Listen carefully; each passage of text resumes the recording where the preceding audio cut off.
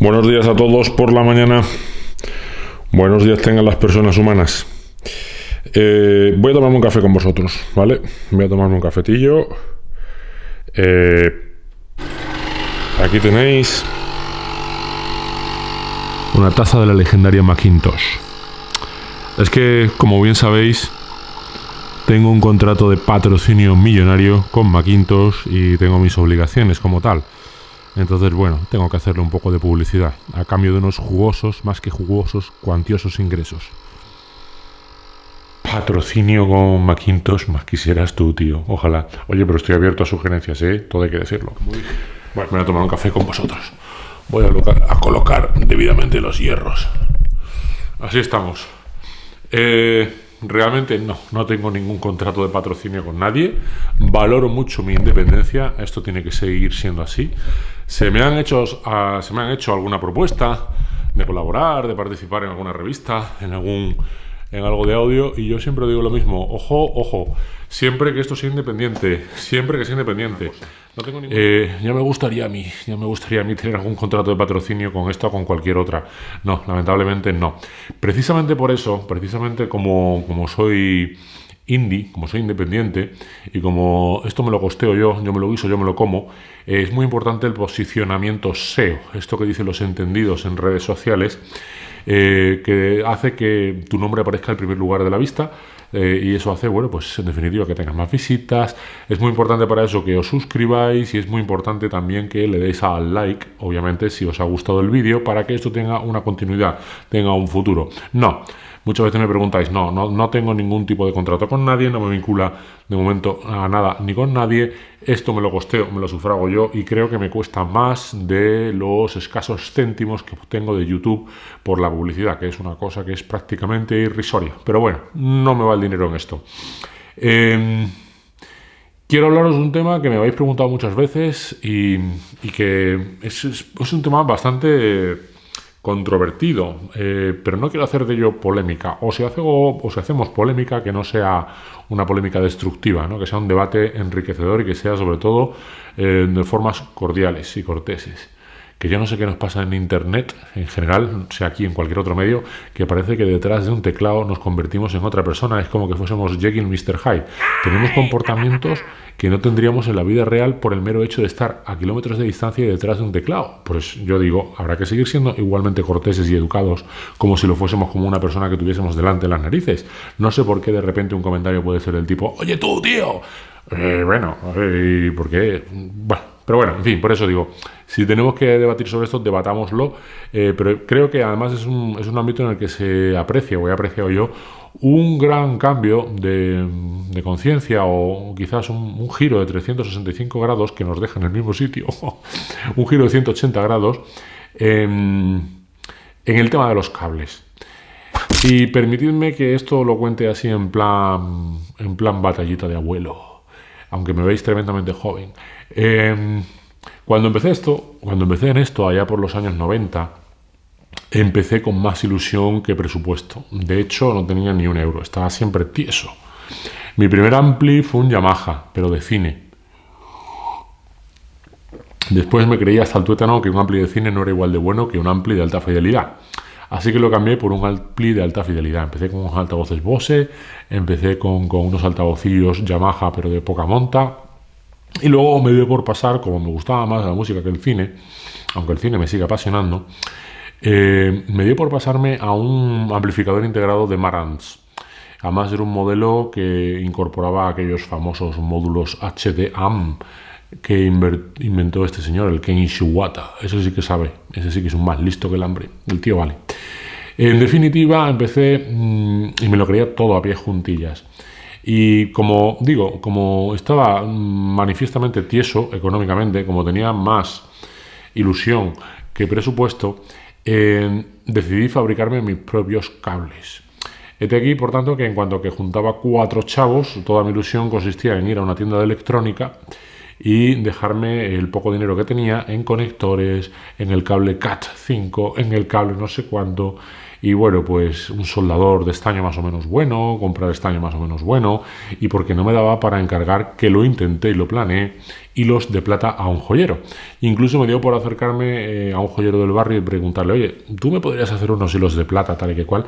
En cuanto me dijo el precio en el que me facilitaría el material, tuve que desistir de la labor. Pero con esto lo que os quiero dejar entrever, en definitiva, es que era un total y absoluto devoto de todo lo que leía, incluyendo Mundo Cables. Así que por aquel entonces yo leía Alta Fidelidad, y en Alta Fidelidad se decía que tal o cual cable era una maravilla, y para mí tal o cual cable era una maravilla. Y como no tenía dinero para tal o cual cable, lo que hacía era fabricarme los míos propios. Y el asunto era de tal nivel que recuerdo perfectamente que tenía yo mi Marantz con mi lector NAT, creo que era un 541, que me costó mucho tiempo, muchísimo tiempo poder llegar a comprarlo. También conseguí unas Bowers 602, creo que es la versión S2, que también me costó muchísimo tiempo poder reunir el dinero. Es que la verdad, yo creo que sumando todo aquello, creo que era un equipo de entorno, estoy hablando en pesetas, esto era antes del euro. Creo que el amplificador integrado eran 80.000 pesetas, si no recuerdo mal, el lector de CD también rondaba ese precio y las cajas también rondaban ese precio. O sea, estamos hablando de en torno a 8×3, 240.000 pesetas, tela, que se dice pronto. Y para una persona que, ya digo, no tenía grandes recursos, aquello representaba una inversión económica considerable y ciertamente a mí me sonaba muy bien. Obviamente hoy lo pongo en otro nivel. Incluso hoy estoy plenamente convencido, como así hice un vídeo que tenéis por ahí a vuestra disposición, que se puede armar un equipo con el mismo o con menos dinero de muchísima más calidad, como de hecho tengo en mi despacho, no en este, en otro.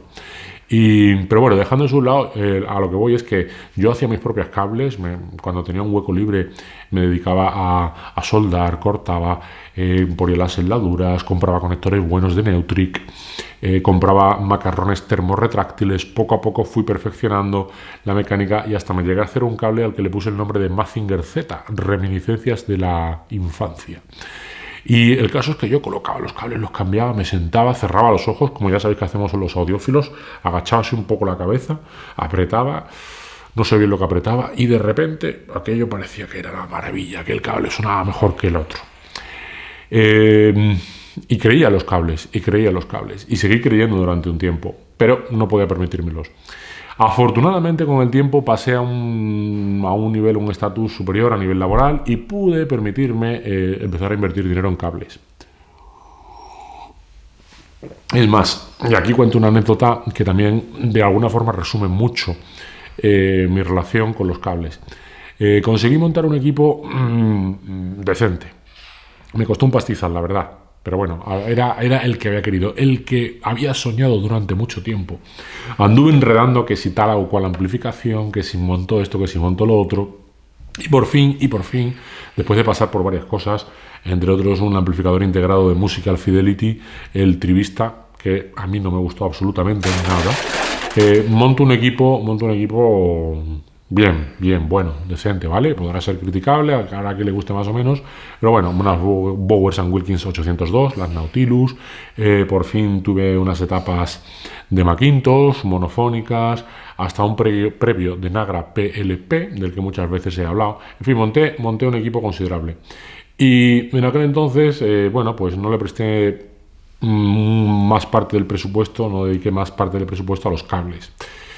Y entonces un buen día, cuando ya tenía todo instalado, todo montado, llega el momento de preocuparse por los famosos cables. Y entonces hablo con una persona de confianza, no diré nombres, por aquello de preservar la intimidad, y me propone un truco.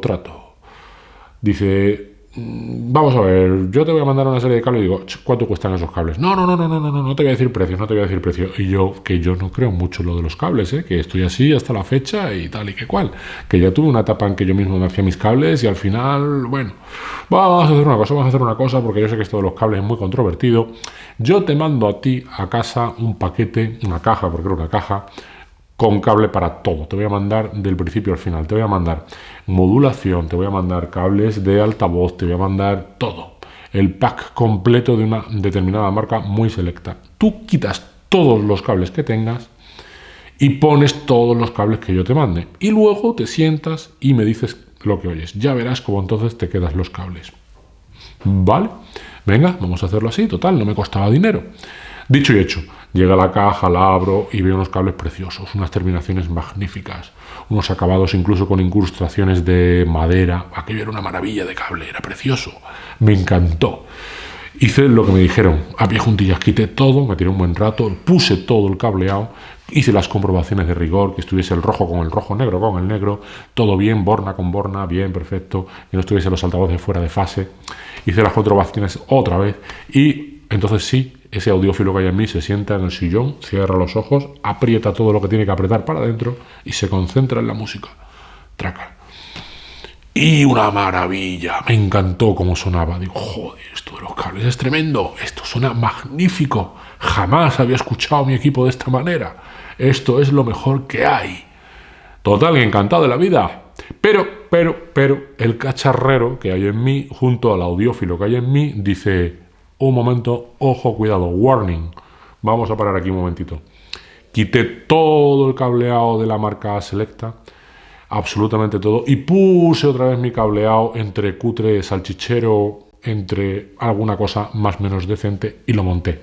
He de precisar, el único cable realmente, digamos, de joyería audiófila que había era el de Fono. Ahí sí creía, era un cable de 600 euros, lo sé, era un cable porque llevaba hilos de plata y llevaba muy buen aislamiento, bueno, porque el Fono es más delicado, ¿vale? El resto era más o menos andar por casa. Tampoco era un cable de la tienda de la esquina, pero bueno, era cableado económico, dentro de lo económico. Total, hecho este off-topic, vuelvo. Coloco todo mi cableado original, todos mis cables originales, el del Fono, todo, absolutamente todo. Hago otra vez la doble comprobación, vuelvo a verlo todo, pim, pam. Me siento, vuelvo a cerrar los ojos como el audiófilo que llevo dentro, vuelvo a apretar todo lo que había que apretar para adentro y le doy al botón del play. Y maravilla, me sonó maravilloso, igual de maravilloso que antes. Digo, ¿cómo puede ser? Si esto es maravilloso. Había sido maravilloso cuando hice el cable y ahora que hice el cambio y ahora que vuelvo a hacer el cambio y pongo todo el cableado original, me vuelve a sonar igual de maravilloso. Sugestión, así se llama. Así que cogí todo el cableado bonito, lo metí en la caja y se lo mandé de vuelta a aquel que amablemente me lo había prestado. Le dije, lo siento, pero hice lo que hiciste, tenías razón, de primeras me llevé una impresión buenísima, pero de segundas, cuando coloqué mi cableado original, me llevé la mismísima impresión igualmente buena. Así que ahí acabó mi romance o mi relación de amor-odio con los cables. A partir de ahí, y en cuanto que empecé a implementar tema de ecualización, y en cuanto que metí un Behringer, dije yo, bueno, pues ya aquí no tiene mucho sentido, necesito cables largos. Los cables largos del mundo del audio pro son bastante más económicos. Por mucho que yo hubiera querido, hubiera sido difícil encontrar cables de 5 metros de esas calidades características, que los hay, pero bueno, que puedes tener, por ejemplo, la marca que he citado anteriormente, AudioQuest, y si los hay te van a costar del orden de 1.000 euros, así que cables de 5 euros comprados en Alemania, en Thomann, y ahí empecé a meter cables de Audio Pro y sinceramente no vi diferencias. Es que me sonaba todo exactamente igual. Daba igual el cable. Hubo muchas más diferencias con la ecualización que con cualquier otro componente. El día que ecualicé, el día que me enseñaron, sobre todo estuvo en casa un amigo de Argentina. De vez en cuando le veo por Facebook. Hola, estuvo en casa, creo que se llama Juan Ignacio. Yo no sé si se acordará él de mí, yo sí me acuerdo de él todavía. Estuvo en casa, fíjate, esto fue en Galicia. Vino de viaje y bueno, pues un día se le pidió que se pasase por casa, lo trajeron por casa, me ajustó el equipo. En aquel entonces la sala era muy mala, pero oye, con la ecualización me lo dejó. Y bueno, de aquellas yo me di cuenta que realmente, más que cables, lo que tenía que hacer era ecualizar. Ecualizando, limpié el sonido, ajusté los graves, eliminé esa pelota de graves que hacían las Nautilus en mi sala y entonces empezó todo a sonar. En ese momento es cuando empecé a ver que había diferencias reales y auténticas entre una Benz LP y una Denon 103. Hasta entonces, por ejemplo, esas dos cápsulas me habían sonado muy parecidas, sencillamente porque la acústica de mi sala era tan mala que los cambios que yo introducía apenas se significaban o apenas se veían. No había grandes diferencias entre un previo de Nagra PLP como tenía y un Accuphase Vintage que tenía, y es que todo estaba enmascarado por la acústica, como los cables, como cualquier otra cosa. cosa. Así que dije, bueno, pues a partir de ahora yo creo que voy a tener que centrar mis esfuerzos en aprender a ecualizar un poco mejor, ver cómo funciona esto, y creo que voy a dejar de centrar mis esfuerzos en los cables. De aquí, por tanto, que el tema cableado, la única atención que le presto es que el cable sea más o menos robusto, porque sí que me he llevado algún quebradero de cabeza, más que otra cosa, con los cables de estos que compro a Thomann, porque algunos son endebles, se rompen, al final te partes la cabeza pensando que está fallando, te llevas un disgusto cuando ha sido el cable lo que se ha roto, por haberle pegado un tirón, son de mala calidad. Entonces cuando por fin volví a implementar un sistema y quise hacerlo bien, y ahora sobre todo que estoy muy obligado a andar y quitar y poniendo cables por las distintas pruebas, me di cuenta que lo que necesito son cables robustos, sólidos. No creo tanto que el cable suene distinto, porque realmente un cable no suena, si lo pensáis fríamente, salvo alguna excepción, sino el hecho de que el cable sea un cable, como digo, que no se acode, que si le pegas un tirón de forma accidental no se rompa.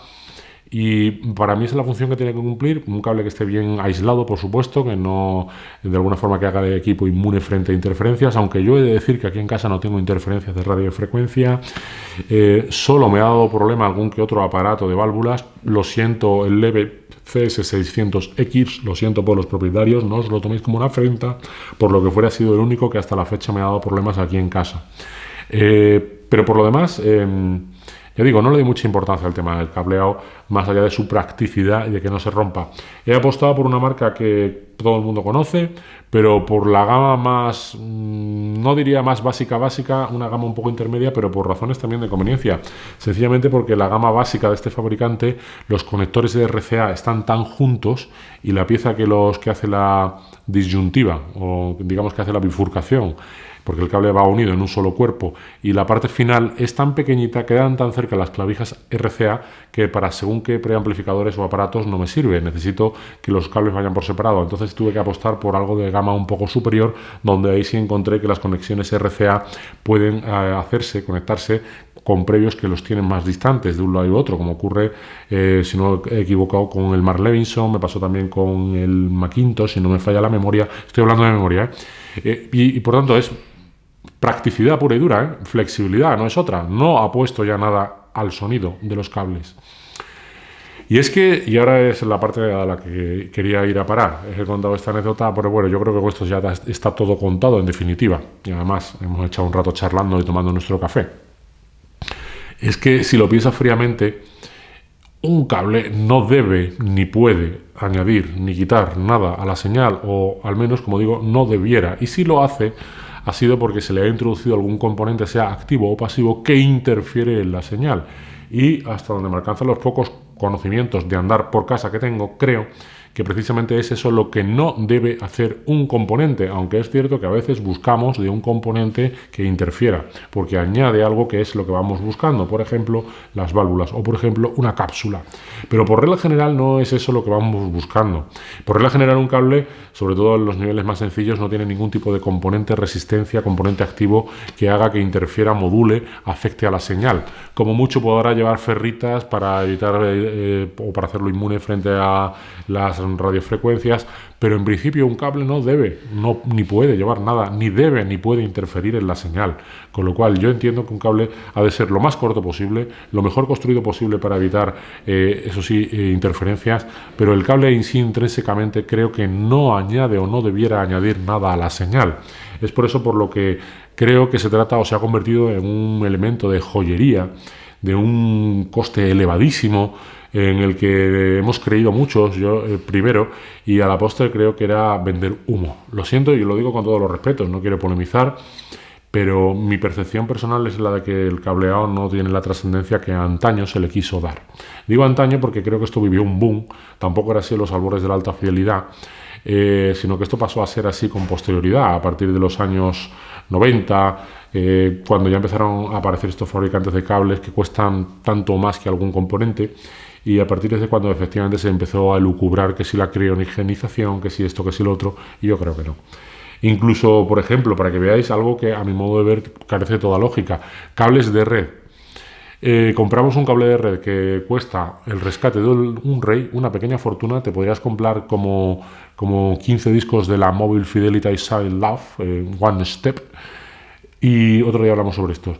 Y a la postre resulta que toda la instalación eléctrica hasta llegar al cable de red es una instalación eléctrica normal, corriente, incluso por no decir salchichera.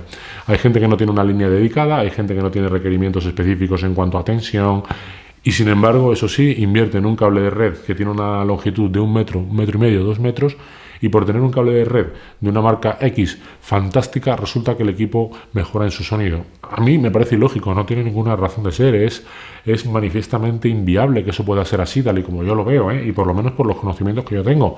1 metro, 1,5 metros, 2 metros de cable no pueden de alguna forma subsanar todos los óbices, defectos, parásitos que puede haber en una instalación eléctrica doméstica. Entonces, bueno, pues a mí, ya digo, es algo que carece de todo sentido. ¿Que hace bonito el cable y por el mero hecho de que te guste tener bonito el cable quieres comprarte el cable y gastar ese pastizal en el cable? Perfecto, me parece respetable, ¿eh? Ojo, ya digo, es joyería, me parece respetable, cada uno invierte su dinero en lo que estima oportuno, pero no creo que se pueda defender el argumento, repito, con mis modestos conocimientos, yo no creo que se pueda vender el argumento de que el cable mejora la señal. Y bueno, pues veo y observo como también poco a poco parece que esto es un tema que ha ido quedando relegado a la nada. Si observáis, ni en Stereophile, ni en Hi-Fi News, ni en otras revistas se prueban cables, ni ya los cables se suelen incluir en las listas de componentes. Y es que yo creo que en definitiva había mucha superchería, había mucho de aceite de serpiente y de vendedor subido en lo alto de una carreta con el tema del cableado. Si es cierto, por ejemplo, que en alta fidelidad, si no me falla la memoria, en la lista de componentes recomendados se hablaba de cables. Creo que en aquel momento, por lo menos cuando yo me enganché en esto, se hablaba mucho de los cables, pero luego he observado cómo poco a poco se ha ido apartando todo el mundo audiófilo. Hay excepciones, por supuesto, que entiendo que tienen que ser respetables, pero la mayor parte de la gente se va apartando del tema de los cables porque, en definitiva, creo que no contribuyen en mejorar la señal. Es esto lo que quería contar acerca de los cables, salvo para mí la honrosa excepción que puede suponer el tema del previo de fono y el cable del brazo. Especialmente yo que utilizo brazos balanceados, con conexiones balanceadas, en las que creo que un cable balanceado para mantener la integridad de una señal que por naturaleza es balanceada como la de una cápsula, pues bueno, creo que sí que es importante invertir un poco más de dinero en un cable.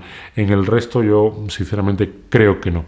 Y bueno, pues esta ha sido la charla insustancial de café de hoy.